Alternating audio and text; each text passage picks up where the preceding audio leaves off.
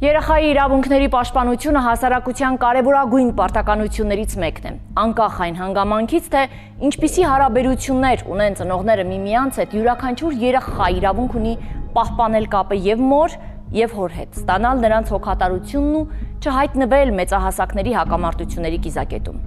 Մոտ 1 տարի առաջ հանցանքի հետքով նա անդրադարձել էր մի պատմության, որի կենտրոնում հենց մանկահասակ երեխայի ճակատագիրն էր։ Այն ժամանակ ծնողների միջև վեճը հիմնականում կապված էր երեխայի հետ տեսակցությունների կարգի եւ ծնողական իրավունքների իրականացման հետ։ Այսօր գործի շրջանակում ի հայտ են եկել նոր հանգամանքներ։ Հայրը պնդում է, որ իրեն շարունակաբար խոչընդոտել են իրականացնել ծնողական իրավունքները, իսկ երեխայի Հայաստանից դուրս գալուց հետո պայքարը տեղափոխվել է նաև միջազգային իրավական հարթակ։ Գարեգին Թաթոսյանը դիմել է Հագայի կոնվենցիայի շրջանակում գործող իրավական մեխանիզմներին, փորձելով հասնել երեխայի վերադարձին։ Ըստ հոր եւ նրա ներկայացուցիչների փորձ է կատարվել նաև փոխել երեխայի ազգանունը։ Մինչդեռ մյուս կողմը ներկայացնում է իր հիմնավորումներն ու փաստարկները պնդելով, որ բոլոր գործողություններն իրականացվել են երեխայի շահերից ելնելով։ Ինչ նոր զարգացումներ են տեղի ունեցել այս 1 տարվա ընթացքում, ինչ փուլում է դատական եւ քրեական գործը եւ որտեղ է ավարտվում ծնողների պայքարը, երբ դրա կենտրոնում հենց երեխայի իրավունքներն են։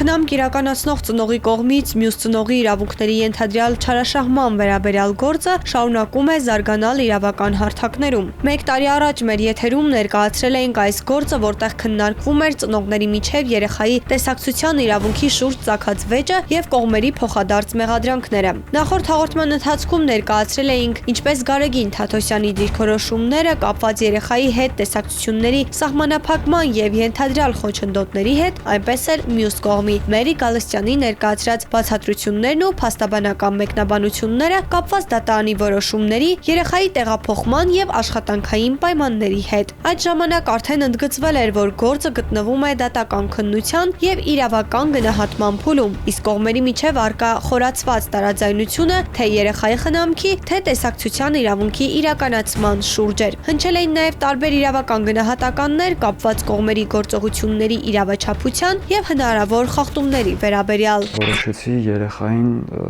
դատարանի միջոցով տեսնեմ, քանի որ նաև մերին, չգիտեմ, ինչ որ մի հասցե էր գնացել, վարձով էր մնում, ու այդ ընթացքում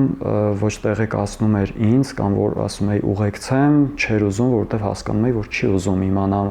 որտեղ է ինքը մնում, որպեսզի չգնամ կամ ճակերտավոր չանհանգստացնեմ կամ հնարավորություն չունենամ ամեն օր գնալու, տեսնելու, սենց։ Միակ տարբերակը, որ ես կարա երեխային տեսնել, դատարանի միջոցով է։ Դիմեցի դատարան, ապահովեցին 2 օրյա տեսակցությունը, նաև դրա հետ մեկտեղ սահմանները փակելու վերաբերյալ, որովհետև արդեն անհանգստանում էի ու մտավախություն ունեի, որ երեխային կարող են երկրից հանել։ Հայց ներկայացնելու պահին երեխան ընդամենը 8-9 ամսական էր։ Եվ դրանից հետո մենք ունեցանք նաև միջնորդություններ դատարանին, թե միջանկյալ դատական ակտի կարգով տեսակցության սահմանում եւ թե երեխայի սահմանը հատելու արգելք, որպեսզի երեխան առանց հոր համաձայնության չկարողանա կամ մեկ ուրիշի ուղեկցությամբ չկարողանա սահմանը հատի։ Բնականաբար այդ միջնորդությունը ինքնանպատակ չէր, մենք ունեինք որոշակի տեղեկացվածություն եւ ներքին համոզմունք, որ փորձ է կատարվելու ուղղակի, քանի որ մինչ այդ օրենքը շրջանցելով երեխային թաքցնում էին հորից եւ թույլ չէին տալիս շփումները, փորձ է կատարվելու նաեւ դատարանի որոշումից հետո որոշակի միջոցների են դիմելու եւ երեխային փաստացի կտրելու են հորից։ Հենց դա էլ տեղի ունեցավ։ Չնայած Մերի Գալստյանի փաստաբանի այն պնդումներին, որ երեխայի համար նույնիսկ հետադարձ տոմս էր ձեռք բերվել եւ նախատեսվում էր, որ որոշ ժամանակ անց երեխան կվերադառնա Հայաստան, այդուհանդերձ փաստացի այդ վերադարձը տեղի չունեցավ եւ երեխան մինչ օրս չբերվեց Հայաստան։ Միայն Միացյալ Նահանգներ մեկնելու հետ կապված հնարավորություն տալ, որպեսզի մեկնի։ Ընդ որում դատարանը նաեւ ցույց ենք տվել տոմսերը Հայաստանից մեկնելու ամսի 23-ին եւ վերադառնալու հունվարի 3-ին, եթե չեմ սխալվում, այսինքն տոմսերը գնված են երկկողմանի, գնալու էր գնատում անցնել եւ հետ կա։ Նոր տարուց հետո հետ էր գալու։ Դատարանը մեր միջնորդությունը քննել է օրենքով նախատեսված 15 օրյա ժամկետից ուշ, օրենքով նշված է, որ եթե հայցի ապահովման վերացման ձևափոխման միջնորդություն է ներկայացվում, ապա պետք է քննվի եւ որոշում կայացվի 15 օրյա ընթացքում։ Դատանը որոշում առաջացան դատանը կայացրել է 22 օր հետո։ Ընդ որում մենք նաև ներկայացրել ենք տոմսերը, որտեղից ակնհայտ երևում է, որ պետք է 23-ին մեկնի, բայց դատանը որոշումը հրապարակել ամսի 26-ին։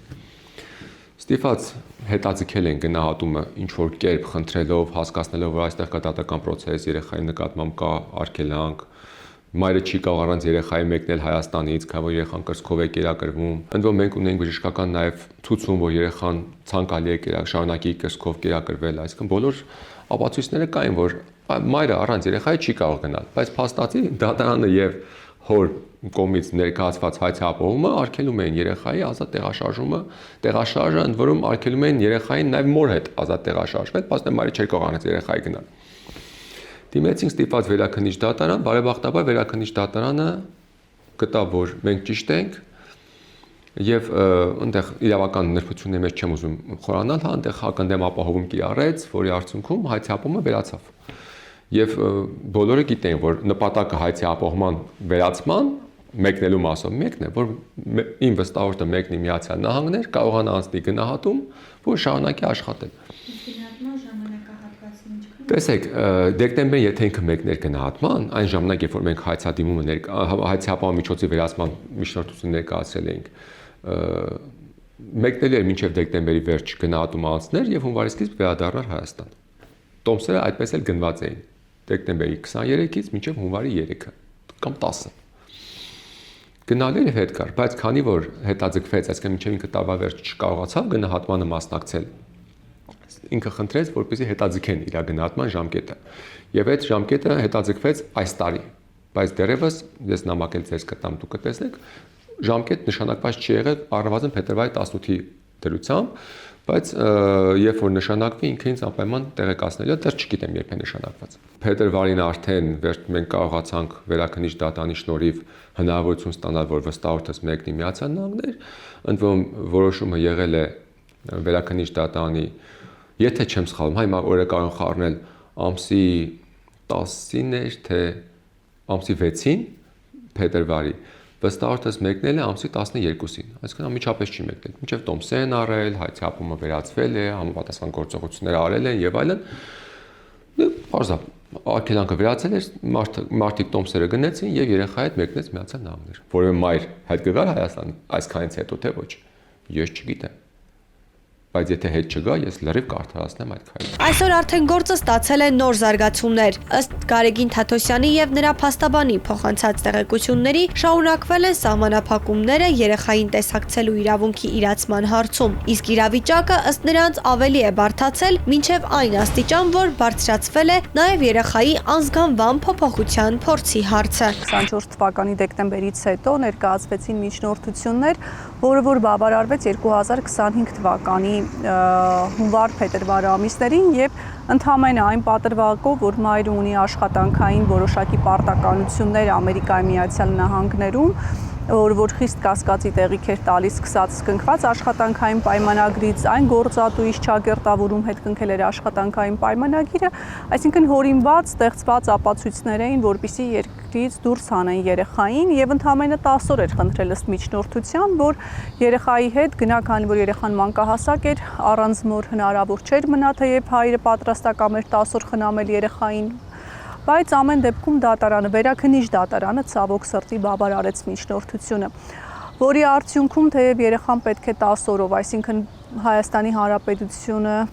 լքել է երեխան 2025 թվականի փետրվարի 12-ին եւ առ այսօր հետ չի վերադարձել, այսինքն այն մտավախությունները, որ իրականում երեխային ծնողից կտրելու, հորից կտրելու փորձ է իրականացվում, դա ուղղակի մտավախություն չէին, դրանք հիմնավոր կասկածներ էին եւ հիմնվում էին որոշակի փաստական հանգամանքների վրա։ Մենք ի սկզբանե իմ անհանգստությունը ինչու՞մն էր, որ ես չէի ուզում երեխան երկիրը լքեր, որովհետեւ ես վստահ էի, որ տանելու են ու ես երեխայից չեմ տեսնելու, այսօրվա դրությամբ այդ ամեն ինչը ոչ թե ուղղակի կարծիք է, ոնց որ այն ժամանակ մարդիկ կհասկանային, այլ այսօրվա դրությամբ ես երեխայից չեմ տեսնում ու ամեն բան այնպես են անում, որ անգամ ազգանունը փոխելով եւ այլը որևէ կապ երեխուս հետ չունենան, էլի, այսպես։ Ամեն ինչը այն ժամանակ թե մարդիկ կընկալեին որպես կարծիք, այսօր դրության դա իրողություն է։ Դիմել եմ Հագայի միջազգային դատարան, որովհետեւ միակ տարբերակը, որ կարող եմ այդ հարցին մոտ գնալ ու որևէ լուծում ստանալ, հենց իրենք էին։ Հիմա դատական ընթացքը այսպես է, հունիսի 30-ին պետքա լսումներ տեղի ունենան։ Մենք քանի որ դիմել էինք, այնտեղից դատարանին ասել էին, որ այստեղ կոպիտ ասած кейս չկա, հիմնավոր ոչ մի բան չկա, էլի, որ երեխային առևանգել ենք եւ այլ, դատարանը մեզ թուղթ ուղարկեց, որ սենց բան են ներկայացրել ու մեզ ժամկետ տվեց ճակերտավոր ոնց որ ապացույցներ ներկայացնելու, հա։ Իսկ ապացույցները շատ էին, որովհետև իրենք ասում են, որ ոնց որ չենք առևանգել, իսկ քանի որ իրանք ժամկետներ էին նշել այստեղ դատարանում, որ 10 օրյա ժամկետով էին գնալու եւ ետ վերադառնային, այդ ամեն ինչը խախտվել է, այսինքն ժամկետ նշվել է, բայց ժամկետները չեն պահպանվել, մինչ օրս արդեն տարուց ավել է, որևէ կապ չունեմ էլի երեխայի հետ։ Իր եւ իր երեխայի իրավունքների պաշտպանության համար երեխայի հայրը դիմել է Հագայի դատարան։ Մենք այս պահին արդեն իսկ ունենք պրոցեսներ Հագայի դատարանում երեխայի իրավունքների պաշտպանության մասով եւ ունենք նաեւ Ամերիկայի Միացյալ Նահանգների Դաշնային դատարանում, ընտանեկան եւ ժառանգական գործեր քննող դատարանում, որտեղից արդեն Գարեգին Թադոսյանը ստացավ տեղեկատվություն այն մասին, որ երեխայի ազգանունը փորձում են փոխեն, այսինքն 2025 թվականի ամռանն է գործընթացը սկսվել եւ 25 թվականի սեպտեմբերին ստացվեցին համապատասխան փաստաթղթերը։ Ամերիկյան դատարանից նամակ եմ ստանում, որ ուզում են երեխայի ազգանունը փոխել ինչ-ինչ պատճառների համար։ Դե բնական է, ես այլ բան չեմ տեսնում, քան երեխային ինձանից վերջնականապես կտրելը, հա, որովհետև եթե ազգանունն էլ արդեն փոխվեր, համ այստեղի դատական պրոցեսներն էր անիմաստ դառնում, որտեղ արդեն այլ անձի մասին է, հա, խոսքը գնում, այսպես ասած։ Նույն գործի շրջանակներում հենց այդ փաստաթղթերը ներկայացվեցին դատարանին, քանի որ դեռևս մենք չունեինք դատարանի վերջնական դատական ակտ, վճիռ եւ անգամ դա դատարանի մոտ չփոխեց որևէ այլ հիմնավոր կարծիք եւ դատարանը սահմանեց երեխայի տեսակցության կարգ միայն տեսակապի միջոցով։ Այսինքն, եթե մենք խոսում ենք երեխայի իրավունքներից, եթե մենք խոսում ենք երեխայի շահերից, եթե մենք խոսում ենք երեխայի իրավունքները այլ անձանց կողմից ոտնահարվելուց, փաստացի դատարանի կողմից եւ ծնողի կողմից, մայր ծնողի կողմից ոտնահարվեցին երեխայի իրավունքները, որովհետեւ ոչ մեկ երեխայի փոխարեն իրավունք չունի որոշելու արդյոք տվյալ երեխան պետք է շփվի հոր հետ, պետք է արդյոք ունենա լիարժեք երկու ծնողի ներկայությունը իր կյանքում, թե ոչ, փաստացիորեն առանց ծնողական իրավունքից զրկելու, փաստացի զրկվեց ծնողական իրավունքներից իմ վստահորդը։ Բացի այն, որ դատարանը որոշում էր կայացրել, որ արգելանքը հանում են, հա, սահմանների, միևնույն է իրավունք չունեին երկիրը լքելու, քանի որ որոշման մեջ եղել է մի կետ, որտեղ մինչև դատական վերջնական վճիռը լինելը իրավունք չունեն երկիրը լքելու, բայց քանի որ դատական դեռ պրոցեսների մեջ են բողոքարկում եւ այլը, իրավունք չունեին երկրից գնալու, բայց չգիտես խի ու ոնց դա էլ են կարողացել շրջանցել։ Դրանից զատ առանց հոր թույլտվության էլ իրավունք չունեին երկիրը լքելու անկախ դատարանի որոշումից, եթե ծնողը որպես ծնող երեխային իրավունք ունի տեսնելու կամ խնամելու, պարտադիր պիտի ծնողի կարծիքը հաշվի առնեն, դա էլ տեղի չի ունեցել, այսինքն կան հանգամանքներ, որ ուղղակի շրջանցել են, թե ոնց են շրջանցել, դրա մասին տեղեկություններ չունենք, բայց ամենայն դեպս երեխային տարել են, երեխան այնտեղա որևէ կապ չեմ կարողանում էլի իհարկե ունենամ։ Հիշեցնենք նաև, որ սույն դեպքի հետ կապված հարուցվել էր քրեական վարույթ, բարձելու երեխայի մոր կողմից ներկայացված արտերկրում աշխատելու վերաբերյալ փաստաթղթերի իսկությունը։ Քրեական վարույթի շրջանակներում կատարվել են բազմաթիվ ապացուցողական եւ վարույթային գործողություններ, որպես վկա հարցաքննվել է ԳԹ-ն, որը ավելի մանրամասն ներկայացվել է հաղորդմամբ նշված հանգամանքները, ավելացնելով այն, որ վերաքննիչ քաղաքացիական դատարանի կողմից կայացված դատական ակտի շրջանակներում